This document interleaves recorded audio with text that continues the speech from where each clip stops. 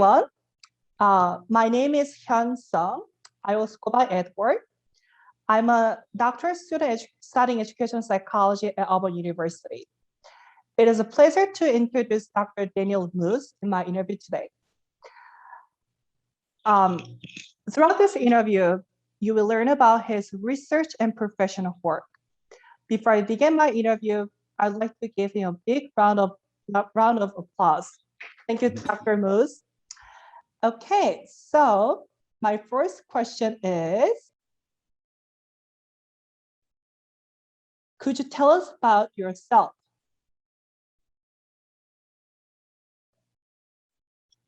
Okay, so you can answer my first question. Absolutely. And first, thank you so much for having me on this interview. And to be honest, I didn't envision this career when I was in my undergraduate studies.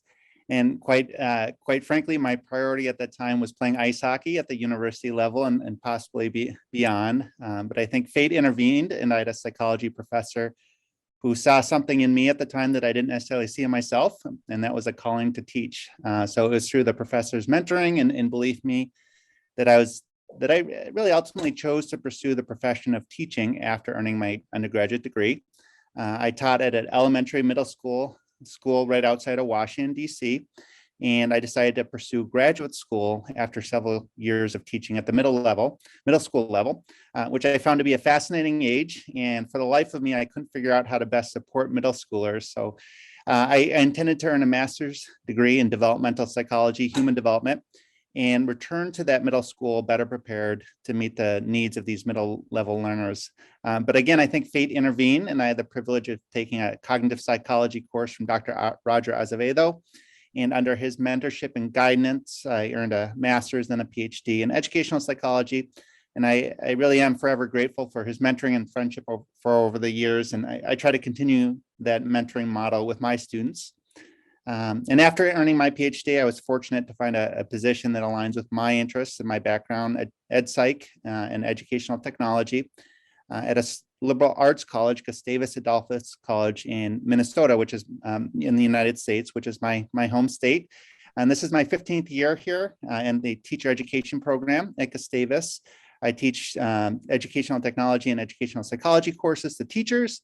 And I've had the opportunity to serve the college in a number of ways, including chairing the department and serving as a college assessment director, which isn't quite as ominous as it sounds. And currently I'm the college's faculty associate for teaching excellence, which gives me the opportunity to work with faculty across departments and programs to support teaching initiatives. And certainly a background in self-regulated learning helps me in this position and supporting my colleagues' teaching initiatives. So that's a little bit about me and where I currently am at.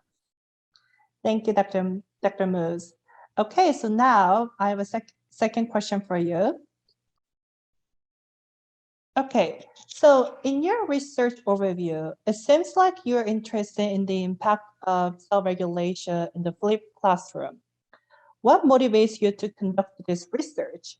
What kinds of values do you believe this research will bring out? Okay. Thank you. Thank you for that question. And I am interested in the broad question of how to support self-regulated learning within classroom-based technologies, which certainly can include flipped classrooms. And I was drawn to flipped classrooms for a number of reasons. And one of which is I think the philosophy behind flipped classrooms has been around a long time, well before the technology we see in today's classroom. But I think the emergence of and access really to technology enables a different way to apply this philosophy.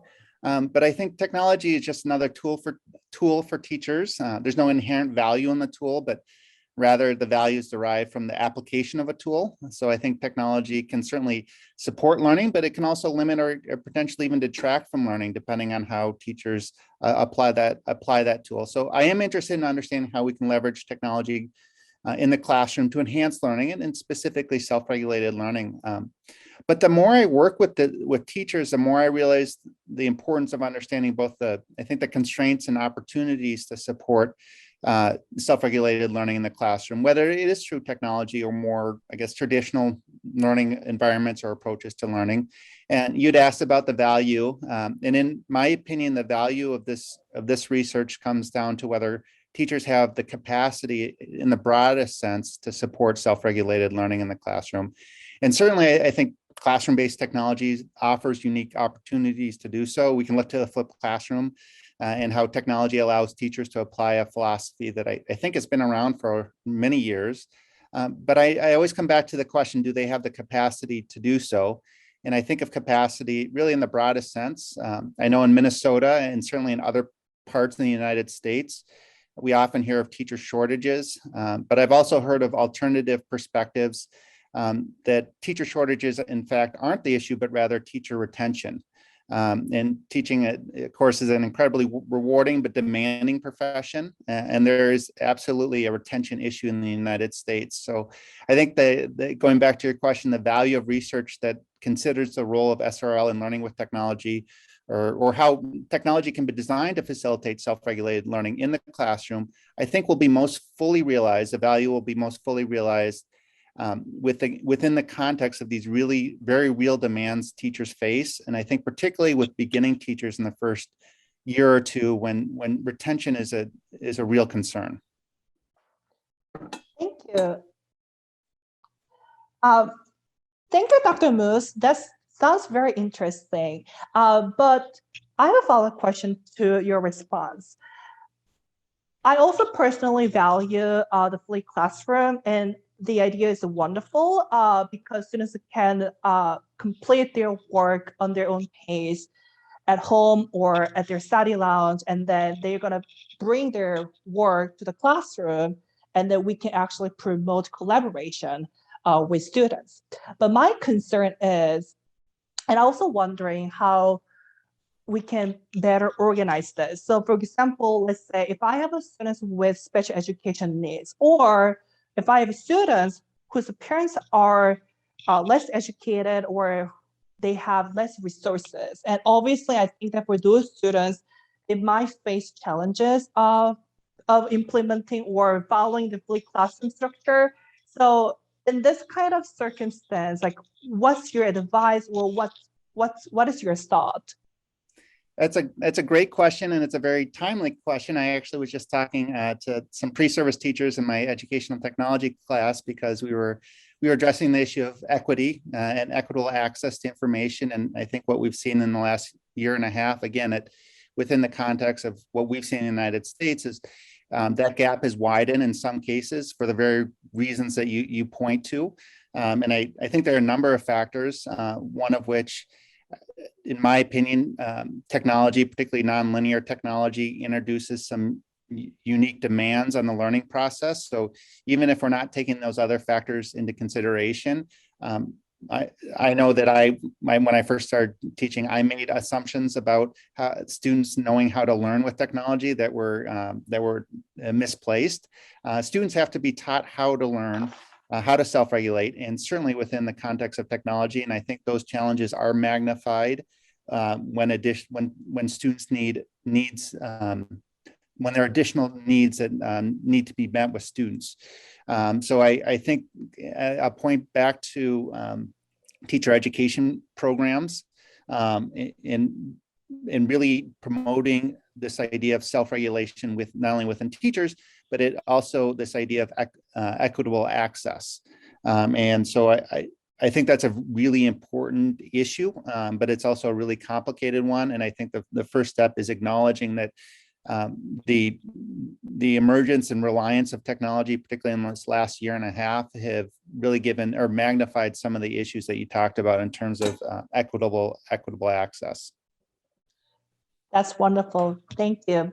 Okay, so let's move on to our third question.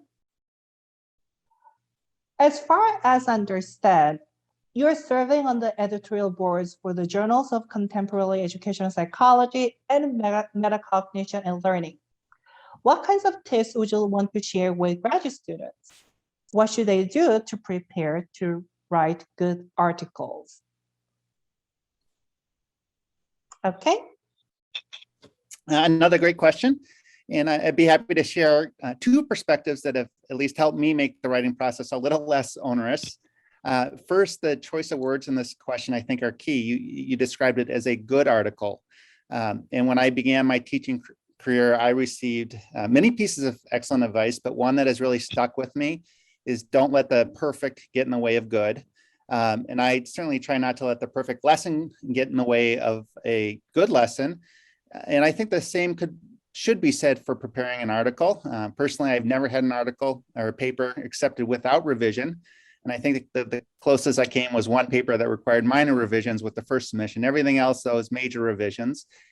And I think at some point there are diminishing returns to the investment in an original submission. At some point, investing more time in an original submission will, I think, yield very little benefit in terms of increasing the probability that it's accepted at some point. And I've yet to figure out a reliable metric for me for determining when I've hit that point of diminishing returns. But I do think it is helpful to remind myself that I shouldn't let the perfect paper get in the way of a good paper. And second, as you probably guess, hockey's been a big part of my life, my family's life. My wife played hockey, my daughters play hockey. So if you'd humor me, I share a quick hockey story with you that relates to this question. My daughter, my 9-year-old daughter, recently completed hockey tryouts, which are a fairly intense experience in Minnesota. It's 8 hours of ice over 4 days. Players are moved between groups each day based on daily evaluations from evaluators. And each night, parents nervously update the tryout website to see where their daughter is in the group. And the district has a 48-hour cooling off period following the tryout. So parents and players can't contact coaches or the district program following at least 48 hours after the teams have been made. And this, of course, is intended to promote more rational and civil discourse between parents and coaches should there be any concerns about placements. Doesn't always happen, but it helps. And I found this 48-hour rule to be helpful for me when I'm processing reviews of my articles. And much like my daughter's hockey tryout, I tend to be emotionally charged when I receive an email or notification that regarding the outcome of my paper. And I found in the past that when I read, process, and then try to immediately act upon reviewers' comments, the process just doesn't go well for me, or doesn't go as well as it could. Rather, it tends to go much better if I read the reviewer's comments, but then give that 48-hour cooling off period before actually acting upon the comments. And this time it helps me process the feedback a bit more objectively, which I think is particularly helpful if I don't necessarily agree or understand a reviewer's perspective. And it just gives me a bit more time to carefully consider and process alternative perspectives. That's wonderful. And then your strategies sound very useful to me. Thank you for sharing. Okay, and now I have another question for you. Okay, so as a formal chair of our SIG, what kinds of activities or goals do you think our SIG can pursue?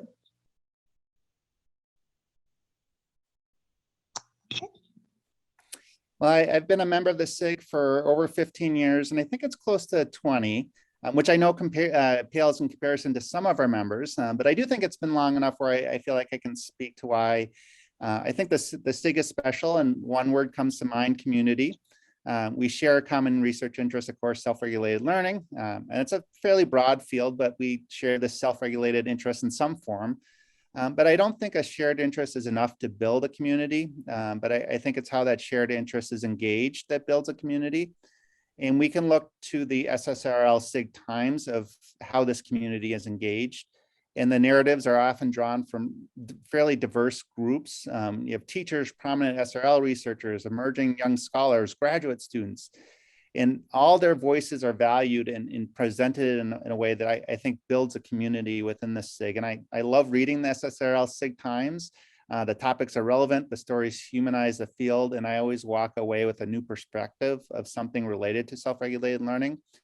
And I think so. This isn't necessarily a new initiative, but I think continuing this type of engagement with the SIG is what makes a difference, because, and certainly worthwhile goal for the SIG. It engages a broad audience while also building a sense of community. And I think particularly over this last year and a half, it's always been important, but I think it has been particularly important and will continue to be important. Thank you. Okay, and I have my last question for you today.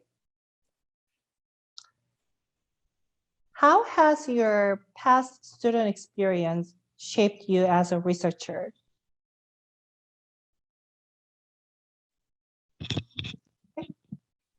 And thank you. Hey, if you don't mind, I'm going to take a slight liberty and respond to a slightly modified question. And Yes. how has your past teaching experience shaped you as a researcher? And as I mentioned, I started out my career as an elementary and middle school teacher. Now I work predominantly with teachers. And so that really is my context for my research. And that context frames how I approach my research. And at the end of the day, really, my goal is for teachers to be able to take that research and apply it in a meaningful way within the very real demands and opportunities of the field. And again, here in the United States, for better or worse, it often means that's a context within, as an example, of teaching in a standards-based curriculum. And so that's the context they're working from, and that provides a context for thinking about my research and how that may translate in a meaningful way so teachers can apply it within that curriculum. That's wonderful response. Thank you so much for sharing your insight today. And I believe that the audience definitely found this interview useful and effective for their future work. And Dr. Moos, thank you for your time and participation today. Thank you. Thank you.